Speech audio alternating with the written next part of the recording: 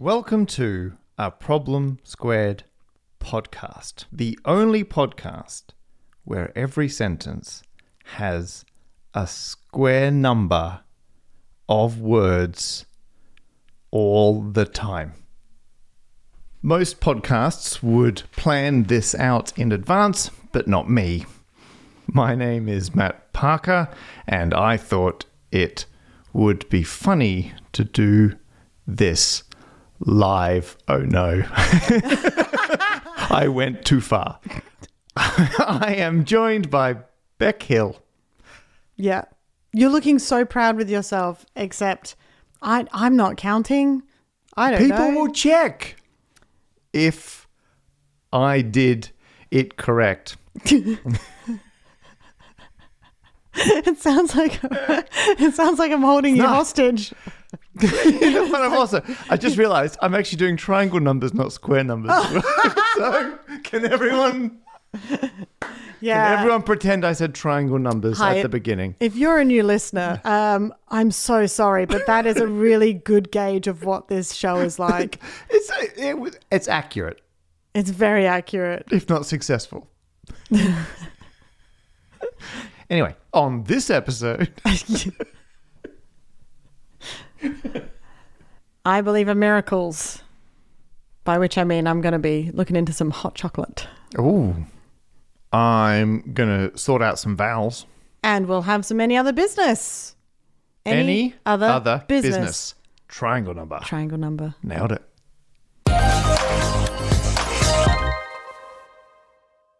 So dumb. I'm very sorry. So nerdy. Such a freaking nerd. So, Beck, how have you been? I'm good. Actually, speaking of friggin' nerds, yep. So a couple of episodes ago, I believe it was episode 072, you talked about Rubik's Cubes. I was saying that I like to use them as fidget toys. Yes. Because I have a habit of picking at the skin around my fingers. Well, that's not good. Until they bleed. It's very... I know. And it's... You leave that skin alone. I know. It's really bad. Like Gav, my husband, he'll like give me a whack in the arm if he notices me doing it because... A reminding it hurts. Yeah. It hurt. Yeah, not like it's not horrible. Yeah. It's just a little like a flick. It was getting really bad and I always try and have something that I can fidget with in my pocket. And I had a gig in Worthing. Of course, my favourite thing about seaside towns in Britain is that there's always an arcade. Oh, yeah. And I am a bit of an addict for the penny pushers. Uh-oh. This is why I don't go into proper adult casinos because it would be far too easy for me to just lose a bunch of money. But I like to go in and be like, look, I'm going to spend, £5 penny pushers. Yep. And, just get £5 worth of 2p coins and go nuts. And I was... If you make it sound too good, that'll make you a penny pusher. Yes, that's true. I don't want to big it up too much. Don't push the penny pushers. No. Because you're going to lose money on average. I was there with a fellow Australian, Josh Blank, who had never played a penny pusher before. Oh, wow. And he looked at me and just went, this is hitting all the right stimulus. And I was like, oh no, I've created a monster. Tantalizing. Look, it's so close to falling. It's not going to fall. Yeah, he was very excited. Well, we won a bunch of stuff. But the thing I was most proud of is that not long after we recorded. Oh. Becca's reaching into her bag. Yeah. Oh, I have an apple in here. Oh my goodness, it's a tiny Rubik's Cube. I've got a little Rubik's Cube on a keyring. It's the perfect size for my pocket. Yeah. So I can fiddle with it without, That's been well fiddled. People. Yeah. So I've been sort of fiddling with it nonstop, but also I did start trying to learn how to solve them. Now every now and then I will forget how to do a Rubik's Cube, but that's kind of okay because when I did know how to do a Rubik's Cube, I made a bunch of instructions about how to solve a Rubik's Cube. Were you practicing things, trying to do things, or were you just twisting? I was mostly just twisting. But do you know what? At one point, I was trying to work out if I could get it so that at no point there were two of the same color next to each other. Oh, that's nice. And I couldn't. Every time I do it, I look around and there's on one of the faces... I feel like that's technically possible. I feel like that can be done, but I wouldn't maybe it's say just it as with hard absolute certainty. Do you accept diagonals or do they have to be on different faces? Do I accept diagonals? Like if two of the same color are touching diagonally, that's okay. That's fine. Okay. Just that they don't want to. Yeah, I think there are even like some patterns you can do that will achieve that technically. But I think it's a harder challenge to do it freestyle like you're doing. Yeah, I'm just messing around. So that's how you've been. Yeah, that's how I've been. That's my catch-up chat. is that I've been playing around with a tiny Rubik's Cube, and hopefully next time we do catch-up chat, I'll be able to show you a completed Rubik's Cube. Do you want to borrow the regular-sized one? No. No, okay. Actually, no, I do. Yeah, I'm going to take it. Okay, you can take the regular-sized one. It's much more fun for me. It's way more pleasing to turn. I find the little ones, or at least the cheap plastic ones, frustrating to turn, whereas a nice Rubik's Cube, I find it pleasurable and fun to turn in its own right. The keyring was hard to start with, but I've worn it down. Worn out the plastic. Yeah. You know, you can buy Rubik's Cube lubricant. For the people who really like their Rubik's Cubes. I'm just saying, it's a thing that exists. So I've been good. Yeah. Have you? Yeah, tell me. I've been great. You know what I've been doing again that I and this is some closure for listeners, and you can correct me because I can't remember how much of this I've mentioned. I got my new bicycle. Oh, yes, yeah. I had a bike. I talked a little about a bicycle leading up to the bike being stolen. Bike got stolen. Very sad. Got a new bike. And I suddenly realized, I don't think, because it's the first time in my adult life, actually ever, I think. I was going to say bought a new bike, but I think I got a new bike as a kid. Where basically the first time I bought a real proper bike from I went to the bike manufacturer and said, one bike, please. And then got to choose from a menu all the bits they put on it. Yeah. And because they were making the frame, well, the frames are made and then they assemble everything on it. They're like, oh, you can get a security name or something etched in the top tube of the bike. Oh, yeah, yeah. And so they're like, well, what would you like? And I'm like, well, what if I give you a lot of digits? Could you run the digits of pi? Don't look at me like that. It's for your bicycle. Well, for my bicycle, exactly. And so now it's my bicycle. And originally I was going to put things like Matt's bicycle, like a pun. Yeah. And then I was like, no, I just want the digits of pi. Because then what I'm imagining is, because the point of the security etching is that someone steals the bike. Like if someone steals my bike, and I'm like, if you have a look at the top tube, it's got the digits of pi written down the top. Yeah, you've just given them extra homework to do. Yeah. Then they've got to look up what pi is rather than just look for your name. Well, unless they try and claim that they're just really into maths as well. They would have to convince the police they're more into maths than I am. And that feels like a high bar. Yeah, you'd have to be. It turns out that 2 brown, 1 blue. Yeah, Grant could steal my bike. He's 3 stolen your bike. Yeah. Then I got nothing. Yeah, you're right. Yeah. To be fair, if someone could improv an argument that they're more into maths than me, I would give them the bike as the prize. Yeah. But then I was like, actually, you know what? It's a good point. What if Grant does steal my bike? And so I ended up not actually getting the digits of pi etched on the bike. I got the digits of pi etched on the bike, but some of them are wrong. Oh. It's ever so it's not actually pi. So if anyone's like, but I love pi, I can be, well, why is it wrong? And from about 20 digits in, there's a patch which is incorrect and then it's right again. So you've double bluffed yourself because now someone's like, I love maths. I put that on there. Yeah, exactly. And then you'd be like, but it's wrong. And why'd you get it wrong? Oh, you're right. I don't actually love maths that much. Because I got it wrong. Here's your bike back. Yeah.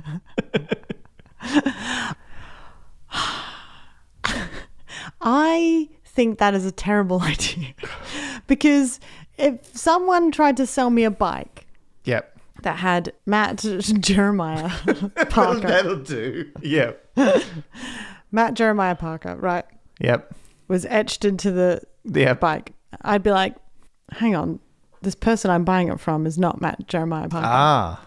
I'm pretty sure this is stolen. This is stolen. Yeah. Okay, that's a good point. And so then I'd be like, oh, either I'd be like, well, this is a stolen bike, or I'd report them and say this person is selling a stolen bike. Yep. A number of things. Or if I found a bike. Yep. If I found a bike that had those things about, I better return this to Matt Jeremiah Parker or try and get in touch with him. Yep. If I just put Matt Parker on I don't know, I feel like I don't like to put my actual real name on my belongings. Because I had them around a bunch when I'm doing shows. What are you talking about? You write your name on literally every cup. My name on literally every time you have a cup, a plastic cup, you write your name on it. Let me restate. I do like sharpieing Matt onto things. That's a very good point. Okay, you're right. I'm an enigma, Beck. Yeah. But the compromise I came to is I put pi on the bike with 20 digits that are wrong. What I did do, though, was make all the digits slightly smaller than they should be in a very strategic pattern. So if you subtract the number on my bike from the real value of pi and give you the positions in the alphabet of the letters of Matt Parker. Yeah, I should have done that with my phone. You should. I could have it back by now. So anyway, there you are. That I just thought that's my little bike update. Mm-hmm.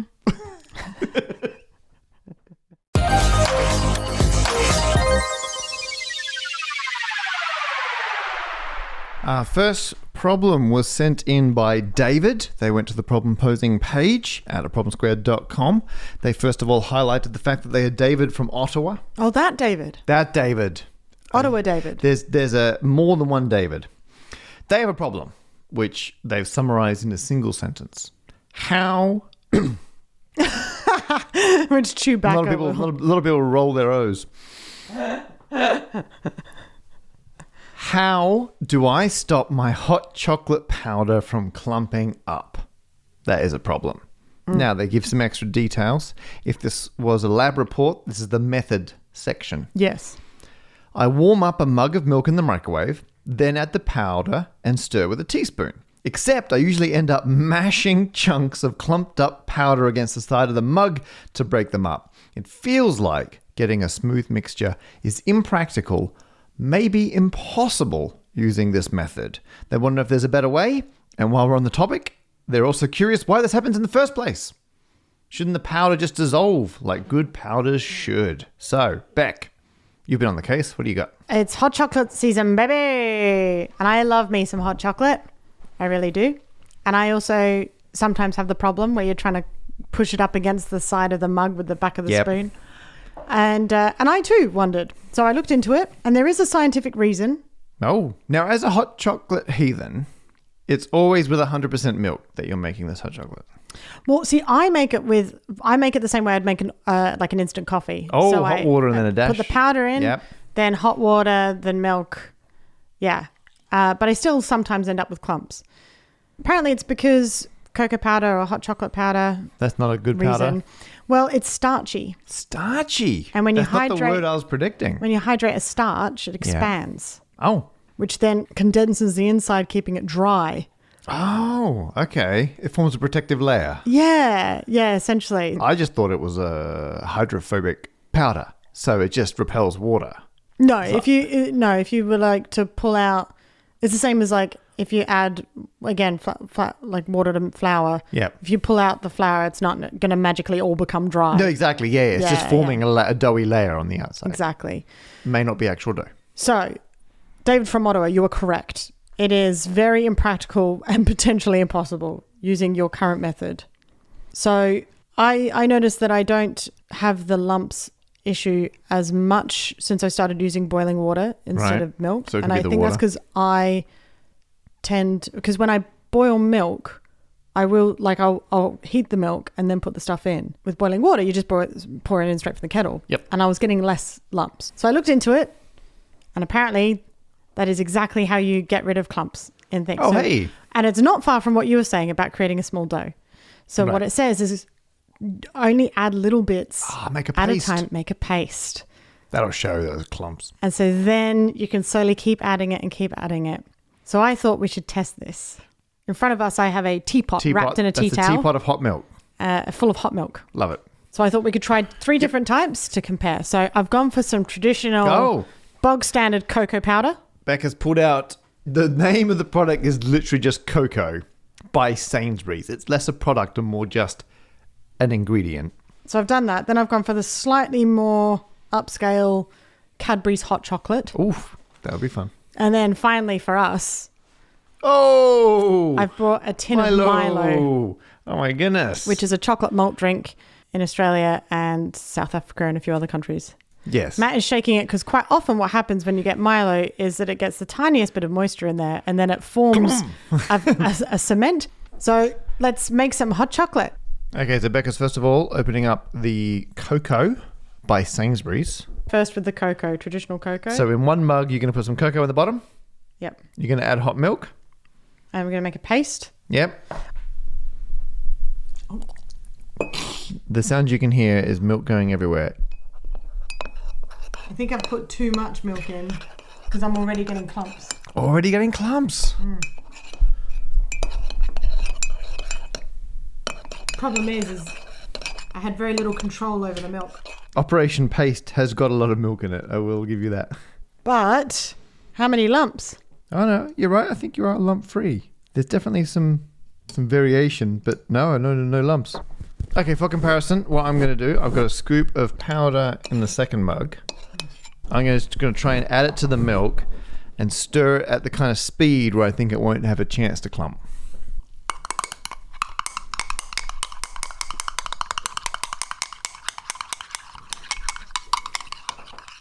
Oh, I got clumps. These are definitely lumps. I'm going to have to smush these against the side. Okay, so paste has been more successful than just rapid stirring. Minimum lumps. Oh yeah, that's a stiff solid cocoa. There's no sugar. Now, you're opening the Cadbury's. Yeah, first ingredient is sugar. There is more sugar than cocoa. Then cocoa powder. Then acidity regulator, potassium carbonate. Flavoring may contain milk. Well, we'll do in a minute. Cocoa solids, 31% minimum. Do you think that means we'll have 31% minimum lumps? So Instructions, it says, swirl 3 teaspoons of Cadbury drinking chocolate into a mug of hot semi-skimmed milk and stir. Alternatively, mix the powder with cold semi-skimmed milk in a microwavable mug and heat in an 800-watt microwave on high for 1 minute. Stir the microwave for a further 30 seconds. Stir before drinking. We're not going to do that. No, but we could still do one paste and one full. Yeah. May I be team paste this time? Yes, you can. So 3 teaspoons. That's what you want. 1, 2, 3. Now, may I have milk? You know what? I'm going to add it so I have no one to blame but myself. Oh, yeah. Okay, I'm adding a very small amount of milk to this. You know what I think is happening? I think that by telling us to make a paste, they're just hiding all the smushing into the stirring. Like, I think we're still smushing all the lumps out. We're just doing it in a more concentrated fashion. Maybe that's the point. Maybe it's just a more efficient way to de-lump. Okay. So it's not a paste. It's still pretty liquidy. But that's what we're up against. But now I'm sick of stirring it. So I'm going to dilute it out. While Matt finishes preparing, I'm pouring some milk into my mug. You know, that is clump free. I'm very happy with that. 2, 3. Oh, yeah, we're there. I mean, look at that. That's not good. I've just pulled the spoon out and it's just like one clump on the covered. spoon. It's more clump than spoon at this point. I've put my mug next to Beck's for a comparison of a post paste. Oh, that's... Can you knock it... Oh, there you go. Oh, There was a central dry packet of hot chocolate powder in there. You know what, though? The actual finished product... Let's wait for it. There's some small clumps. There are some small clumps. But it's not bad. Now, that just could be... Maybe the sugar is breaking up. Maybe the sugar dissolved better. And if the sugar's dissolving... Like and it was mixed through the cocoa powder, it's leaving behind voids that then break up the clumps. That's my theory. Look at that. That's don't pretty look that good. Different. Yeah, it's a tiniest of clumps, but I wouldn't say. But you did have to do some clump management. Yeah, there was some solid mixing involved. Should we give it a drink? Oh, that's sweet. Oh, there's so much sugar. That's so sweet. Oh, sweet. It's more sugar than cocoa. Oh, it really is. Here's a game changer. Yeah. I've got clumps at the bottom. Not loads, but clumps at the bottom. Clumps at the bottom. That's what they call me. That was your nickname in high school. Yeah. Oh, clumps at the bottom hill. It was definitely less clumpy than pure cocoa. Would that then break up, make it less likely to clump together? Yeah. But it wasn't impervious. You still had some clump management. Yeah. So let's go to the third one. This is the major test. So while I take the lid off, I also want to point out that you and I are used to drinking this cold. Yeah. But the serving suggestion says put 6 heaped teaspoons. 6 heaped teaspoons of Milo into a mug. It says add hot water, but we're doing this for David. We had cold milk. Yeah. But David from Ottawa. David from Ottawa wants hot milk. Funnily enough, it says for a milkier choice, try adding milk powder and hot water to your Milo. I'll do a paste. Okay, then I'll do lots of liquid. No, you do a paste. Okay. Okay. Plenty. I want the listeners at home to know that such a paste, I can pretty much stand the spoon up in it. All right. So, can you, now that's definitely a paste, top me all the way up. And while Matt stirs his paste into that milk, which is, I mean, he's having to put a lot of work in, I'm just going to pour the milk straight into mine with no mixing. Oh, we're getting lots of bubblage. So the paste on the spoon is not coming off and dissolving. I don't know if that counts as a clump. It might be a 2-spoon operation. Meanwhile, over on my mug, I'm getting large clumps being released from the bottom, coming up to the top and sort of, oh, wow, it just got a big clump just came up. It's looking pretty good, though. Other than the paste that stuck to the spoon, that is clump-free. Not a single clump inside. Not a clump inside. And I wasn't able to resist starting to drink it, I'm afraid. No, that's fine. Apart from the paste that stuck to the spoon, that was impeccable beverage assembly. Yeah, this one has definitely got clumps. It's already in my teeth. I'm not complaining. I like it. I like the clumps, to be honest. So what have we learnt, Beck? I think we've learnt that I think the paste has been proven to be the least amount of clumpiness. Now I'm getting down, though. There's a lot of paste sticking to the side of the... Oh, yeah. So I didn't do a good enough job of removing the paste Scraping from the sides. Yeah. I think the paste is the best option. Yep. You know, unless you're going to get one of those proper hot chocolate machines. But if you're using instant, paste seems to be the way to go. But I also think you're right. I think making a paste isn't taking the work out. It's taking the clumps out. It's just easier to hold them down in the paste so you can get them. Yeah. So then you're not having to do it later and you'll have fewer clumps. I also think it might come down to the ingredients and what you're using in your hot chocolate. So it might be worth David from Ottawa trying different brands, different types. Yep.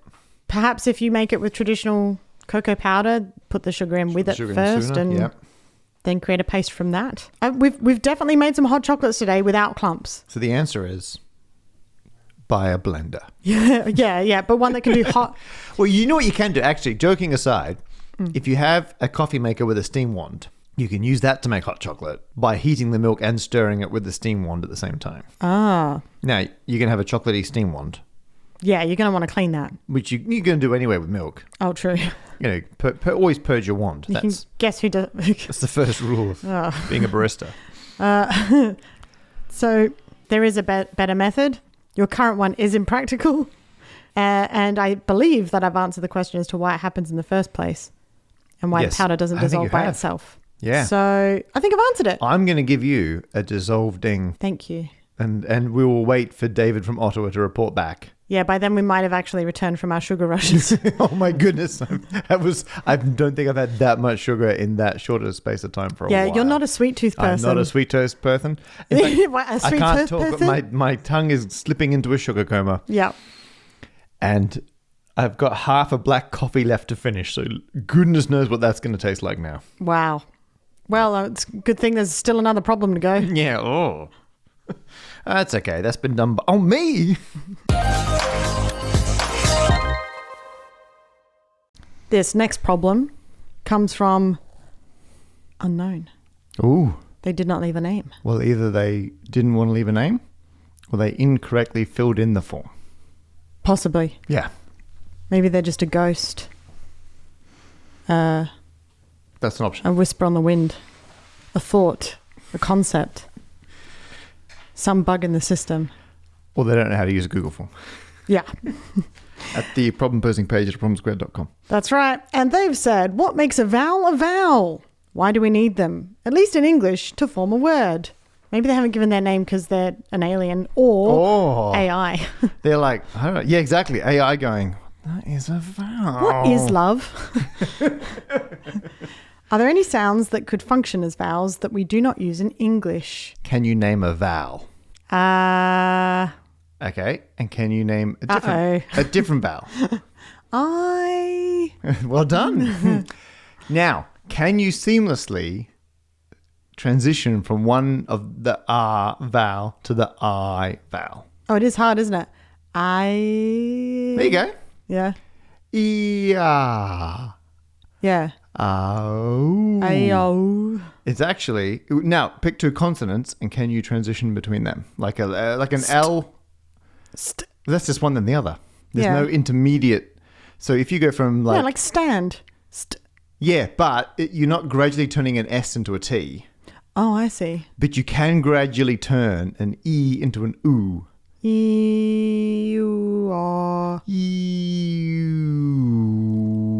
I see what you're saying. So, as a very superficial answer to this question... Does that work? That's good. That's good. You went M to N. Yeah. Nicely done. Thank you.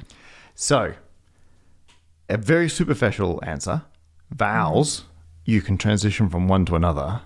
And consonants, you can't. You can go from one to the... You can't I just seamlessly did it. transition. Wow. Now, M and N is interesting. So park that one for a second. All right. So it turns out vowels, if you're into phonetics and pronunciation and these things, there is a vowel space, which is a bit like the color space you'll get in editing software, where you can move a slider around between different colors because colors vary continuously. Mm-hmm. And people look at vowels the same way. Like a spectrum. And someone's made like a spectrum of vowels. And I've got here some software that has the full spectrum of vowels. And I'm going to see if I can make it say something. Okay. So, okay, here we go.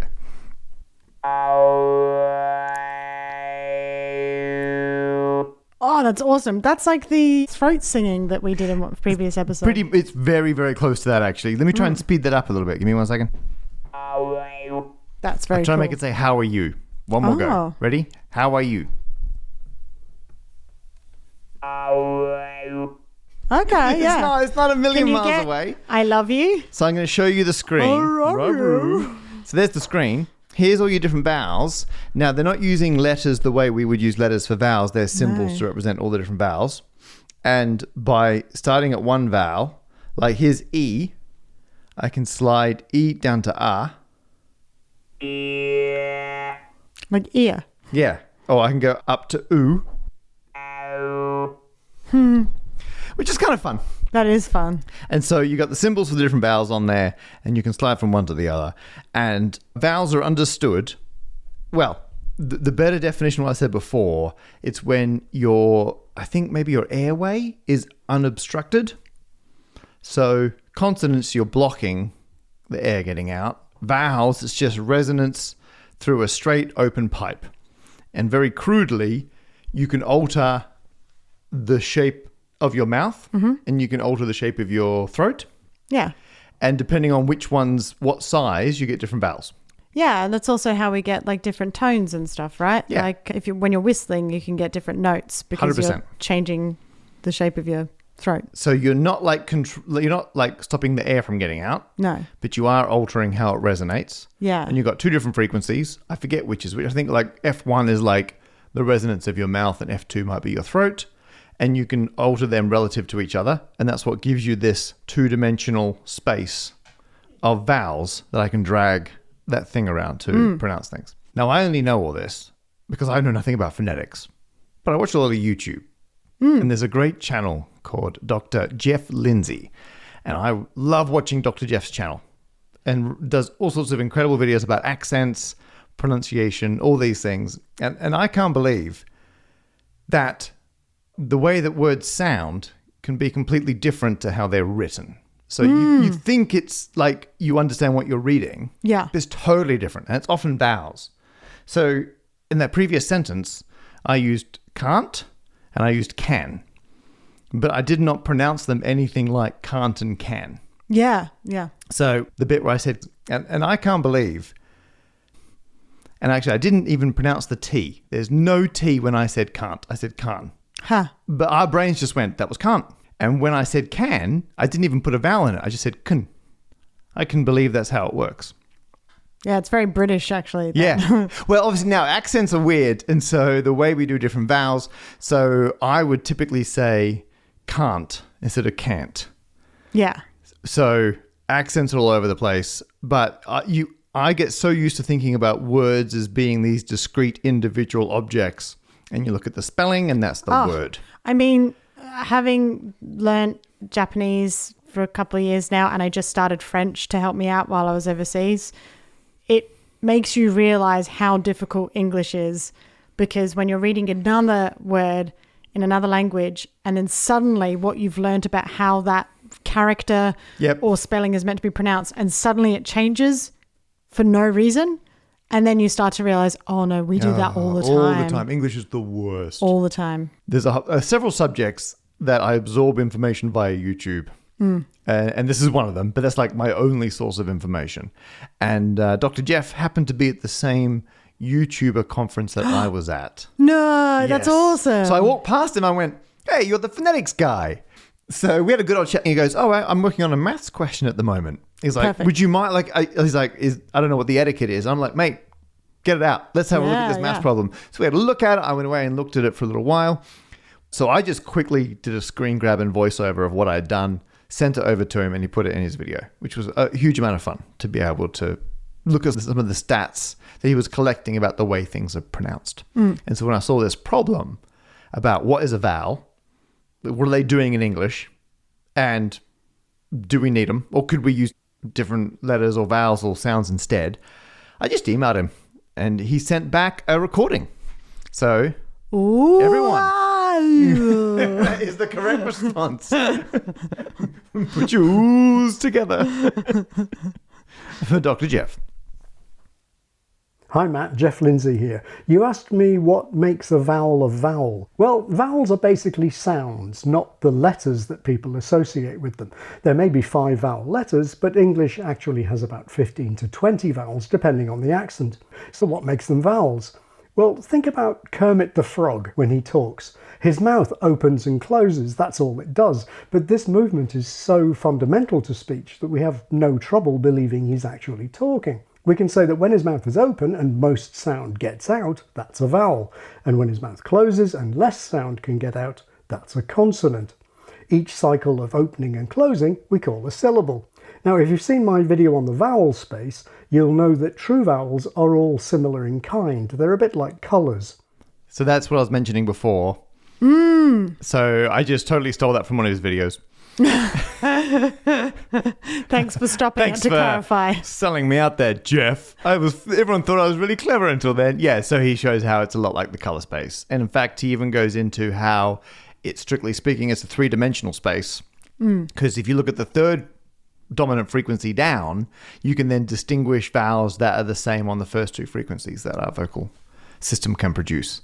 So super interesting, and we will link to that video below. In fact, his whole channel is amazing. Okay, back to the answer. But consonants vary a lot, and in linguistics we place them on a sonority hierarchy, with really consonanty consonants at one end and more vowel-y consonants at the other. For something really consonanty, take the T in Matt Parker, which isn't much more than a brief silence. We know it's there because if it wasn't, your name would be Ma Parker, but its sonority is just about 0. At the other end of the scale, we have sounds like M and L. Like vowels, these let the voice out more or less unimpeded. In M, for example, the mouth may be shut, but the sound gets out freely through the nose. Matt Parker. So that's what you were saying before. You could do M to N. Yeah. But they're at the vowel-y end of the consonant spectrum. Yeah, right. So, you can get from M to N. This is reminding me of how people tell you to learn a Newcastle accent, which is to say photocopier. Which also, as an Aussie, I'm saying photocopier. I'm not really pronouncing the T. I'm sort of doing a D for photo. But with Newcastle accent for photocopier, they almost don't pronounce any of the vowels. So it's photocopier. Like it's just it's a series of stops. Yeah, photocopier. I love the fact about when you say Matt Parker, there's no T's when people say Matt Parker. They say Matt and then a hard stop and then Parker. And that's the consonant. It's just a little bit of, I don't know if that's strictly a glottal stop, but it's just a bit of nothing. It's similar. When I looked into misheard lyrics and why our brains mishear them, and I think I'd done some similar stuff for a previous problem on here. I can't remember which one. But I spoke to a specialist and like an expert, and they were saying that when we talk, we don't put the gaps there. Our brains put the gaps in. And the best way to describe that is if you're listening to someone speaking in a different language it sounds like it's just one long series of sounds. And if you looked at English, like the waveform, Yeah, exactly. there's no gaps. We can't see the individual words on when we're recording the podcast. All we can see is waveforms and sort of it being louder and quieter, but you can't tell what the individual words are, except for when we're doing it one word at a time, like triangular numbers. Yeah. Fine. Meanwhile, back to Jeff. These sonorous vowel-y consonants can even make a syllable, like the M on the end of rhythm, at least the way some people say it. Or think of the way Americans say hurdle, hurdle. It's got 2 syllables, but where are the vowels? It's really just HRDL, hurdle. Other languages can go further. I made a video in Prague where I talk about the river there, the Vltava, where Czech has a syllabic L that's stressed, something English can't do, Vltava. Or the Czech city of Brno, written B-R-N-O, which has a stressed trilled R. Rrr. Is that a vowel? Yeah, depends on your analysis, I guess. Anyway, I hope that helps. That was very impressive. It's like how you rolled your O when you asked, how do I stop my hot chocolate? Yeah, I know. As I was saying it, I was like, Beck doesn't know at the moment, but this is a setup. Yeah. So huge thanks to Jeff. Do check out their channel. We'll link to it in the show notes and everywhere else. Jeff has a lovely voice, by the way. Jeff is great. I could listen to Jeff talk about... They're really good videos. Yeah. And there's one about Australians saying no. Because it's like noi. Nah. Yeah, No, exactly. nah, Yeah. nah, It's yeah. so good. So, and there's one all about the vowel space, and there's him, it was in town, I'm not going to try and pronounce, talking about in Czech, you've got these extra letters that are vowels. So we'll check it out below. Yeah. But I think that has answered the problem. What makes a vowel? It's the unobstructed airway. And it's not necessarily the letters that you see. It's not like there are 5 letters that are vowels. No. There's like 15 to 20 sounds that are vowels. And you can glide between them. And there's more or fewer in different languages.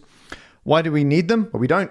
I got teased because I was an international student before I moved back to Australia from Hong Kong. Oh, yeah. And I got my accent teased out of me, but I used to say girl Girl. instead of girl. I got made Girl. fun of when I was an international student for encyclopedia, putting an R on, like encyclopedia. And I'll say encyclopedia. Encyclopedia. Like Expedia. Yeah. Yeah, there you go. Wikipedia. And finally, are there any sounds that could function as vowels we do not use in English? Yes, a lot. There are ones between the ones we use that we don't distinguish between. Actually, it's very hard to even notice the difference as a native speaker of one language when a different language has vowels between the ones that we use, because we just hear all of them as the one vowel. Yeah. But then they subdivide them differently. And then bring into it things like accents and tones and Accents everything. and tones and everything else. And then on top of this, we've got, as was pointed out in Czech, you can use a type of L as a vowel. They can use a rolled R as a vowel. Yeah, I'm fairly certain Welsh will have something as well. Yeah. I at least know that double L is like a h sound, I think. Oh. Because I have a joke about how whenever I gig in Wales, I'm like, I'm Beck Hill, or as you guys would say, Beck Hill. Ooh. Ah. So there you are. I think, I mean, I didn't do a lot of the heavy lifting on this one. Dr. Jeff did. So. But do you know what? Dr. Jeff is the right person to do the heavy lifting. 100%. You save yourself. My job is just knowing smart people who can answer these questions. So there you are, anonymous, possibly alien or AI. That's what makes it a vowel. That's how you pronounce AI. I. I'm going to give that a ding. A ding.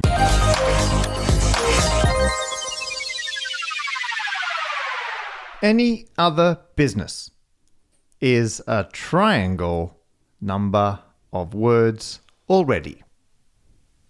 As was the whole sentence. Yeah, thank Okay, you. Yeah, very good. You could tell by the spaces.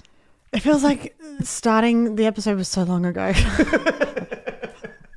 It's been a real long day in the studio. Been a real ride. And that sugar, I think we're crashing back down. Okay, we can do this. What do you got? So I've got a little update, well, sort of an update. Okay, so in episode 064, A Tetris Education and Candy Bar Formation, Yeah. as a little aside, you remember we found out that there was an auction where there was the first... Game Boy. Yeah. Now, I don't have an update on that. Don't get excited. Remind me how cheap it was so I can feel sad again. It was like $1,400. Oh, for the first video game ever played in space. Yeah. And for new listeners, we tried to hunt down who bought it and if they're prepared to sell it again. And the answer was, if they're going to sell it again, it's going to go to auction. Yeah, and then the auctioneer will let us know. But Yes. pretty sure it'd be. I'm pretty sure it's going to be more than $1,400 this time. And if I was going to sell it, I would not go through the same auctioneer because they only got it for $1,400. Exactly. I would take it to a better one. Yeah. But on that auction, we looked at all the other things that had sold. It was all space stuff. memorabilia stuff. And there was a book called Apollo Expeditions to the Moon. I think it was published in 1975 or something. So that particular book was signed by like all of the original Apollo. Yeah, the Apollo mob. All the Apollo 11 crew. But what struck me about this book, on the inside cover, Yes. if you remember, I do remember. It's very childish. is a diagram of the Apollo missions and Earth. Yeah. But for some reason, they've put the moon twice. 2 moons. Well, 2 depictions of the same moon. Yes. And I think we chatted to your wife, Lucy, about it. Yep. And She's a space scientist for reference. Yes. And less childish. And she was like, oh, I think it's to show the different directions in which the different snicker. flights have gone. She just gave us a fact. Yeah. But, and we will find this and put it on socials because I laughed a lot Content seeing warning. the diagram. Because to me, I was like, they definitely knew what they were doing. Like, they definitely knew what this looked like. It looks like a penis. It does. Looks like a penis with testicles. And like a childish drawing. Like a cartoon graffiti penis. Yeah. But it's a scientific diagram. Yeah. And it's on the inside cover of this book. But it's so obvious. I don't think you get plausible deniability saying, I was just trying to depict the orbital trajectory. I don't know how anyone looked at it and went, yeah, this is fine. Yeah, it's fine. And so what I want to do is find... Now, the artist may not be with us anymore. No. But if they are, I want to ask them if it was intentional. Yeah, how about that? So I found a copy of the same first edition, not with the autographs. Yeah, a bit cheaper if it's not signed by the actual astronauts. Yeah, but I do have a copy of it. I can't find any, because I was thinking the book will have the credit for that. I couldn't find anything online. I did a ton of research online. Oh, no art credit? No. So then because I did like a reverse image search, trying to find the original source, like if it appeared anywhere before the book. Risky search? Yeah. But yeah, so I bought the book, still nothing. It doesn't say who drew the diagram. It just says it's like from NASA's, it's like the source is NASA. Yeah. So I'm putting it out there. If anyone knows a way that I could find the person who did this diagram. Or someone contemporary. We'll put it on all the stuff in the show notes. Contemporary with NASA at the time, diagrams, the publisher, anything. Yeah. I'd love to find out. Next bit of business, we now have the A Problem Squared Discord server up and running. So get in there, you know. It's a Discord server. Come along, say hi. We'll answer questions, discuss problems. If you're going to give us a problem, still go to the problem posing page at problemsquared.com because we are too disorganized as humans to keep track of problems coming in from more than one direction. Yeah. So discussing problems and solutions is great, but if you actually want to enter a problem to be solved in a podcast episode, problemsquared.com. Yeah. But if you're like, oh, hang on. People need to know this. Matt made a mistake. Head on over to Discord. Or if you're like, actually, I want to debate this with others. Exactly. Get involved. We'll keep an eye on that. And finally, we just want to say a quick thank you to a Patreon supporter. I mean, thank you to all our Patreon supporters. They keep this whole enterprise up and running so that everyone can enjoy the podcast for free.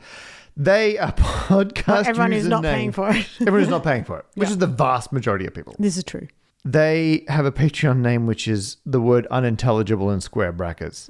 I had one of my Patreon supporters for my YouTube work has a Patreon name with the symbols for a broken character where it's not. Great. And I was like, oh no, like I don't want to get their name wrong.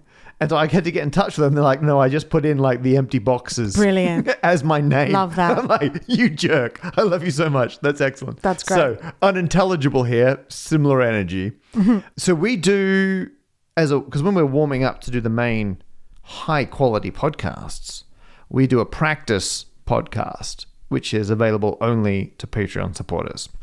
And it's us chatting, catching up, being wizards, getting ready. And we make it, it's fun. It goes out. They actually went onto Patreon to say how much they enjoyed that. And in it, I don't want to, give this away for free, but Beck did a rendition of the Match of the Day theme. And they came to say, I cannot tell you how absolutely surreal it was to look up the Match of the Day theme, hear it for the first time, and realize Beck's rendition was a spot-on 10 out of 10. Yes. Yeah, amazing work. Goal. Beck. So if you want to hear that, if you're a Patreon supporter and you haven't listened to that, I'm a Wizard bonus episode, it's in there. And if you're on the fence, Unintelligible does say, these are the kinds of life-changing experiences I subscribe for. Absolutely superb. So I just thought we'd share their enthusiasm, because without the Patreon supporters, we wouldn't be able to do this. Yeah. So thank you so much to everyone who supports us on there. And if you don't want to support us, but you just want to exchange money for an extra podcast, it can also be quite transactional. Get involved. Yeah. Although they do say it's the best thing to listen to when they've just woken up. Oh, because we're kind of waking up while we're recording it. Yeah. So that they said it's better than TikTok. And I would say that's true. TikTok. Because you don't want to look at your phone when you wake up. Then you'll never get out of bed. And it's a bit jarring. But stick on us. Us being like, oh, where are we? What's happening? Yeah. Getting ready to record. That's a waking up experience. Yeah. Just set it on a timer. Yeah, make us your alarm. That's pretty special.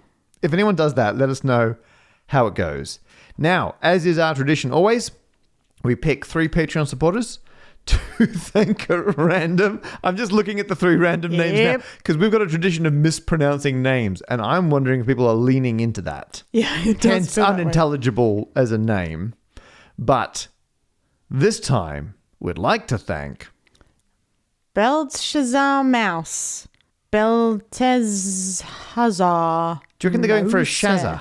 Belshazzar Mouse. Belshazzar Mouse. Eileen or Violet. Eileen. We should do them all in that app. Eileen or Violet. Adam. A Dame John's on. Adam. John's on. Sugar's kicking in. I think we're back in the sugar zone. One of those clumps just dissolved, if you know what I mean. So that's it for the episode. I've been Matt Parker. That's Beck Hill. And thanks to our producer, Lauren Armstrong Carter. You're doing that as one word. You're pronouncing the dash.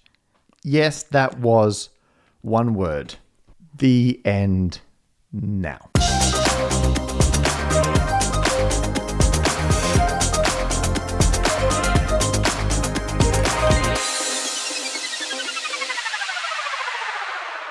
So, Beck. Huh? Last time you guessed. What did you guess last time for the dice in the jar? 486 it says here in the notes. And you said less than. I said less than. So I'm going to say 398. More than. Ooh. It's above that. We're closing between in. 398 and 486. All right. Getting there. Getting there.